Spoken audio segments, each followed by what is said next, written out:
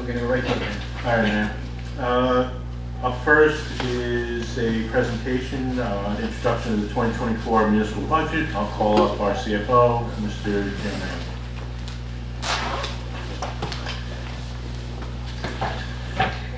Thank you. Okay, in the business portion of the meeting tonight, we'll be introducing the 2024 municipal budget. I'll speak briefly about the budget, but first let me just jump into the process for a second.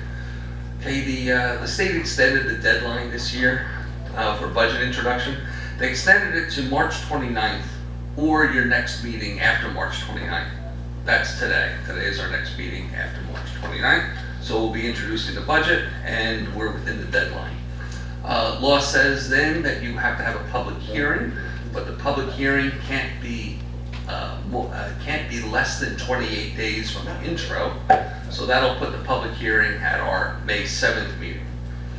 What we'll be doing is what we've done in the past, introduce the budget tonight. After tonight, the budget will be up on the city website. At the next meeting, April 16th. Okay, at the next meeting, April 16th, I'll do the full budget presentation.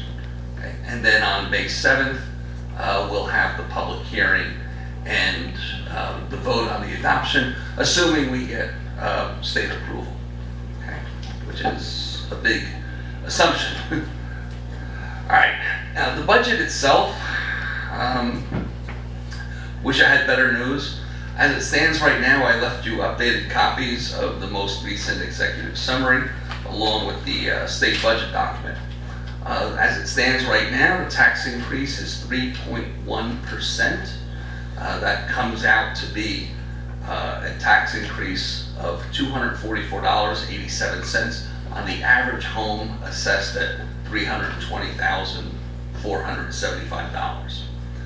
This budget was completely unique. I've never seen anything like this in my whole career. Give you an example. Total spending is up 6.4 million. Now, last year's budget, spending was up 6.1 million. So a spending increase of 6.4 million isn't the crazy part. The crazy part is that if our total spending was up 6.4 million, health benefits and insurance are up 7.3 million. So that means with a $7.3 million increase in health benefits and insurance, the entire rest of the budget is $1 million less than it was last year, which is crazy. I've never seen anything like that. The reason for it is to overcome a $7 million increase in health benefits meant that everything had to be cut. We cut just about everything that we could and still leave all of our programs intact. A lot of times it called for just a different way of looking at things. I'll give you an example.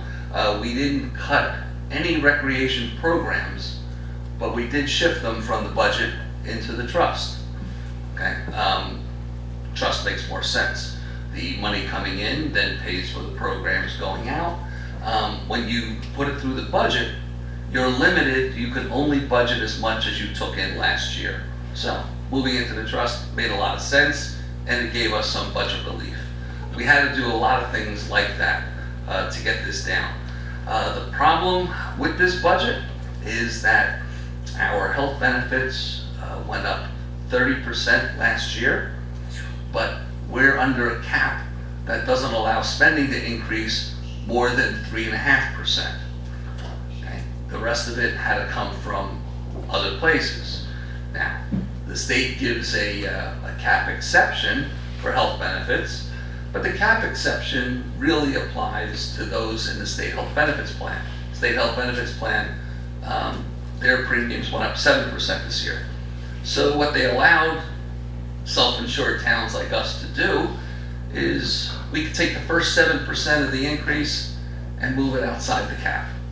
In terms of numbers, okay, our health benefits, which went up about, I think it was about 6.6 million Of the 6.6 million, 816,000 we got to move outside cap. Okay. So this budget was a real challenge. Like I said, I'll get into a lot more details at the next meeting when we do the full budget presentation. I'm going to talk a lot about health benefits, why it happened, or my opinion about why it happened, how we got there, and more importantly, what we're going to be doing about it to make sure that it doesn't happen again. Okay? So again, next meeting will be the full budget presentation. In the meantime, if you have any questions, feel free to email me. Okay? I left the state budget document up there. If you're interested, and if you have any questions in the state budget document on any number at all, let me know. I'd be happy to explain it. If you're not interested in the state budget document, if you could, just give your copy to the clerk. Okay, once we intro the budget, tomorrow the clerk has to have copies available for any member of the public that asks for them. So this way we can save some trees. Okay. Okay. For now, if anybody has any questions, I'd be happy to answer them. But just remember, we'll be getting into a lot more detail at the next meeting. Yep. You're going to do a PowerPoint presentation for the public one. Mm-hmm. Yeah. And that will be at the way we've done it in the past is it's at the council meeting, not the county. Need to really emphasize the story on the healthcare issue. Yeah. Because we really, that's insanity. It $7 is. million. And to be honest, Mayor, the story behind it has a lot of insanity too. Yeah, I'm sure. I mean, yeah, you would think 7 million would be enough for the health insurance, much less just the increase. Yeah, falls under the heading of you can't make this up. I don't know if you remember, but a bunch of years ago, I think it was like 2018, 2019, I checked then, 2018, 2019, our health benefit budget was larger than the entire budget in half the towns in Bergen County. Now, I should check it again and see what it is. Yeah. We're going to have to figure out, make some, well, we know what changes we have to make. Right, and I'll be explaining that Yeah. next meeting as well. Is what it is. Okay, thank you. Thanks, Jim. Appreciate it. Thank you, Jim. Number two is instruction of an ordinance for tree removal and replacement. This is a requirement by the NJDP regarding our stormwater management regulations. There's also number 3 tonight. We have a resolution on for EEOC compliance. This is a yearly requirement of the EEOC under Title VII and the Civil Rights Act of 1964, so that we are in compliance with hiring and the consideration of prior arrests. Just number 4 is ordinance increasing, which includes an increase of the monthly parking fees. This is the first increase since 2020. Surface lots are going to $115 monthly. Lot C, $135 monthly, and the Atlantic Street Garage, $125 monthly. Mayor and the clerk, I don't know if we want to consider maybe pulling that based on the information that Councilman Battaglia relayed to us with that one section regarding electrical vehicles. Where somebody can explain to me, I may be wrong. If it's not time sensitive, we should go over it so we can discuss that, because we can't have somebody charging me for 4 hours and costing us a lot. Costing them only $1 per based on the way the ordinance is. Okay. We're gonna have to pull that. Okay. All right. I'll pull it when I get to it, I'll just say we pulled it. Okay, very good. Last but not least is our CSO Stormwater and Parks update. I'll ask Chris Whedon, our city engineer, present that for us. Evening, everybody. Good evening. All right, jumping into our construction projects update. In our major projects update, the Edam Blue has been updated since our last meeting. We did receive a request from the contractor on John Earl for an extension of 1 month. We've been we've been talking about this for a while. I was a little bit surprised to get this request at the last moment, but we do find that it's justified based on, factors outside the contractor's control, and I can provide more information as you may wish. Getting into our CSO separation projects, again, we're working on Anderson Street drainage area, shown in pink here, is the next project that we're completing on the heels of these other CSO projects that the city has completed. On the Anderson Street project, we're making reasonable progress. Again, there's a tremendous amount of utility coordination that is occurring and that is slowing us down somewhat. At the last meeting, I did state that I anticipate an extension of time request on this project. We have not received that, but I am expecting the contract time will have to be extended beyond the anticipated June, July finish of this year. We've completed most of the sanitary mains on the project. We still have, so where we had one main in the streets, we're having to put two mains in for sanitary pipes because of the large size of the box culvert that's going in. So we have both of those sanitary pipes complete on Clay, Berdan, and Berry, and we've just got one of those pipes installed on James and Stanley, and then partially completed as shown on Railroad Ave. The storm culvert, we're just starting that presently, or have just started that, and it's in progress on Berdan, and we expect to be moving to Stanley Place next week. For the utilities location, again, we're working with Veolia and PSE&G, and their status is shown. For Voorhees Lane Sanitary Pump Station, we did put this station into operation last week. We're currently monitoring the operations of the station and making any adjustments as necessary. We anticipate site restoration to be occurring relatively soon. The weather this week is not in our favor. For our flood mitigation grant at the southern part of the city, we're about 92% complete with our CCTV and mapping project, and so we do still anticipate completing this work the end of this month. And again, we're continuing to coordinate with BCUA and Bergen County on the preliminary design for this pump station and piping improvements. For parks, Carver Park, the concrete work is complete, and the conduit and cameras installation is planned for the end of this week, likely extending into next week, and then we will be doing the site restoration, placing topsoil, and doing finished coatings on the courts by the end of this month. One question, please. Do we gonna have the scoreboard for the basketball course? There is an outlet for scoreboard. I don't recall if it's actually in the contract, but we have the ability to provide that scoreboard. I'll get the answer for you.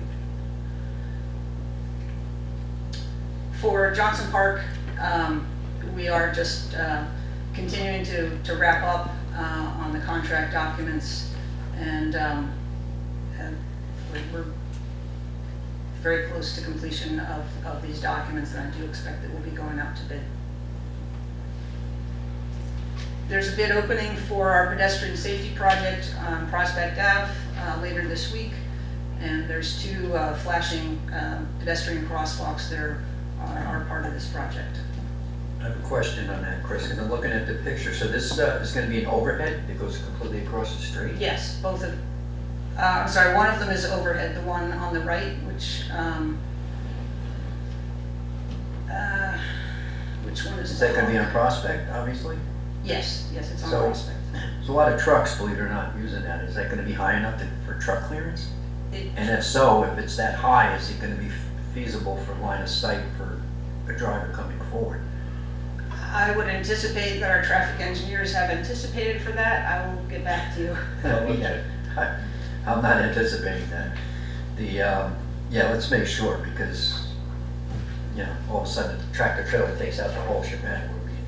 Is that with is the overhead type of signal system, is that just a picture of some other place, or is that actually what's in the spec? That's what's in the spec. It's a picture of some other place, but the one on the right is in the spec. That's the Hawk, and that's the one that's going in at Prospect and Atlantic, I believe.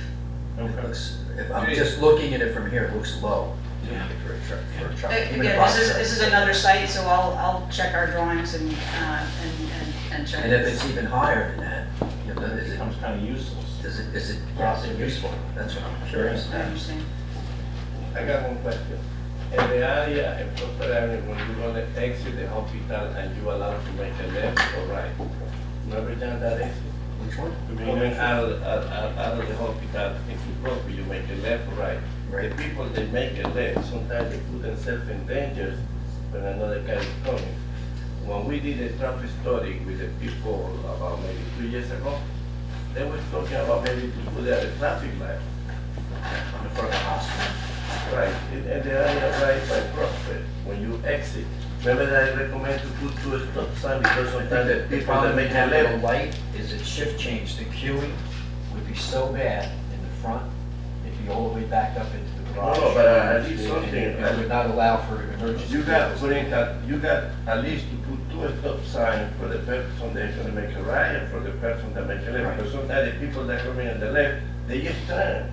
I see people from the right lane turn left. Yeah. I see it every day. I got one of my soccer players here, the lady there, the lady almost died. Yeah, And the lady, when I just come out of that area, they made a left. You never stop. This project, Councilman, does not address the driveway egress. It addresses the intersections of Prospect So and you're gonna Atlantic. try to make that area safe, that's one of the things that we have to look into. well, the hospital has to be involved in it as well, because it's on their property. Okay. For the John Earl Building, as I stated, the contractor has requested and the city has granted an extension for extenuating circumstances. We are continuing with progress on all fronts. Unfortunately, these pictures don't capture quite the state that it's in. It's looking really more like an office now, and with the flooring being installed and the ceiling installed and the paint and finishes. Are they gonna go running the old system, the heating system, the old one? We're using the old one, and we also have a new The HVAC. old one is running already? The one that needs conversion is not running, but there are splits in place that are operating. We need I don't think so. The old boiler is not running. the old boiler, The yeah, split because we got unit, this they may be meeting. running, and then you got the new system that was installed on the second floor, that one is running. Yes, that's running. The old system that we need the conversion to gas for Exactly. is not running yet. But we have the splits and we have the new HVAC system upstairs. Okay. I apologize, I wasn't here last meeting. What are the extenuating circumstances and how long are we looking at delaying this? It's about a 1 month extension, so the end of April. And it's basically conditions that were identified as they got into demolition and uncovered what was behind the walls or ceilings or floors in certain circumstances. There was black mold that was found in certain places. When the water pipes were pressurized, the water has not been pressurized for quite some time. When the water services were pressurized, there were leaks found, so that had to be corrected. There was It a just turned up when we did the inspection when we bought this, huh? I don't think so. That's behind the walls. That's what I see. And then there was a need for vapor barrier and insulation of some exterior walls. Leaks in the pipe, John. I'm worried about leaks in the You'd be surprised. pipe. If it's to this extent, this was nothing minor, I'm talking about a little dribble. It's holding up. Okay, thank you. Next slide, please, Frank. Yeah, so just a reminder, public service announcement that NJDOT is still accepting public comments for another 2 weeks on this major improvement project to westbound Route 80. And if there are any questions? This is more for Vinnie probably. Are there gonna be any offices available, or do we have empty office space in James Earl when it's done? There, everything, all the offices that are being constructed or the spaces that are being outfitted are all planned to be accounted for, but however, in that building itself, including even on the first floor, we're probably only utilizing 3/4 of the first floor, and there's still another quarter of empty space that could, for future renovation. The second floor can be renovated for a whole nother thing of office space, as well as the basement. That is a very deceiving but large building. Shouldn't rent. Yeah, I mean, there's endless office space that could be in there if you, at some point in the future. Good to know. Okay. Any other questions? Thank you, Chris. That is good. That's all I have, Mayor. All right, motion to open to the public. Offer. Second. All in favor? Aye. None opposed? Anybody from the public who'd like to speak, please come forward to the microphone, give your name to the clerk. Seeing no motion or members from the public, motion to close to the public. Offer. Second. All in favor? Aye. None opposed? We will be back in business at 8 o'clock. Oh, Do we have to go back to executive session? No. motion. Well, Eight. wait. Let me finish. Steve? Well, I guess I can make the announcement that as usual, we met in closed executive session to discuss ongoing litigation involving the 125 Willow CSLR, the Zisa case, the Seaman GRC case, and ongoing litigation involving PBA Local 9A. I think that was it. Thank you. Motion Now you can to do close the executive session. Offer. Second. All in favor? Aye. None opposed? Motion to close the council of the whole. Offer. Second. All in favor? Aye.